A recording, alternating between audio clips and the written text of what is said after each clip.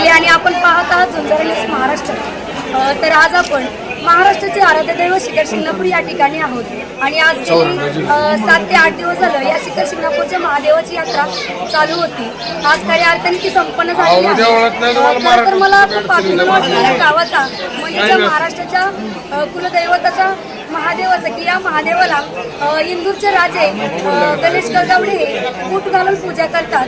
त्याचबरोबर दुसऱ्या दिवशी धार घालायची एक पद्धत परंपरेनुसार असते आणि या सासवडचे तसेच पंचक्रोशीतील तेल्यापुताची कावड सुद्धा इथे येते आणि करेक्ट 12 त्या तेल्यापुताच्या कावडीची या महादेवाला धार असते।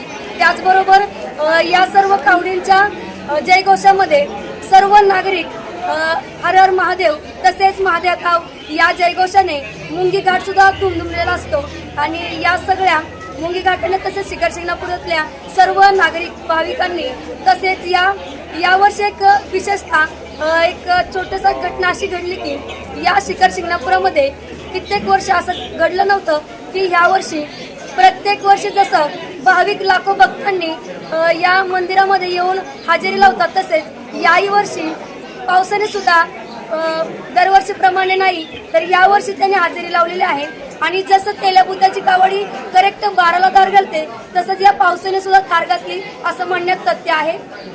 तर या शिखर शिंगणापूरचे व्यवस्थापक मंदार पत्ती आणि मंगेश पत्ती या दोघांच्या नियोजनाखाली आणि या दोघांच्या मार्गदर्शनाखाली अख्ख्या शिखर शिंगणापूर मधील नगरीतील ही यात्रा खूप छान पद्धतीने पार पडली।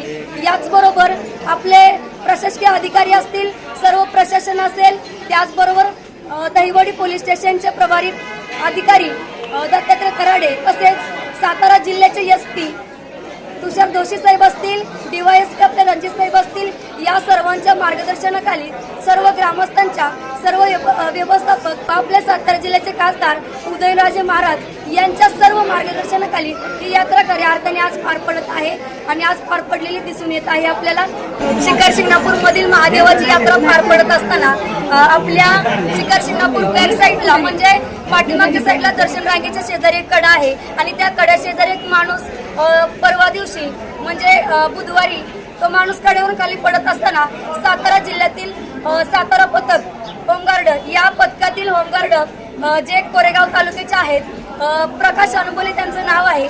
या प्रकाश अनबोलेंनी त्या व्यक्तीला वाचवलं, म्हणजे त्याचा जीव वाचवला। त्यांना त्यातून बाहेर काढून आरोग्य केंद्राला कळवून डॉक्टरांना बोलवून सुद्धा त्यांनी त्याचे उपचार चालू केले। तसेच आपल्या वडूजचे खटाव तालुक्यातील अभिजित महापुरी असतील, सातारा जिल्ह्यातील सर्व होमगार्ड पथक असेल, मी मनस्वी सर्वांचे आभार मानते। धन्यवाद। अशाच ताज्या घडामोडी पाहण्यासाठी आताच झुंजार न्यूज महाराष्ट्र या चॅनलला लाईक, शेअर आणि सबस्क्राईब करा।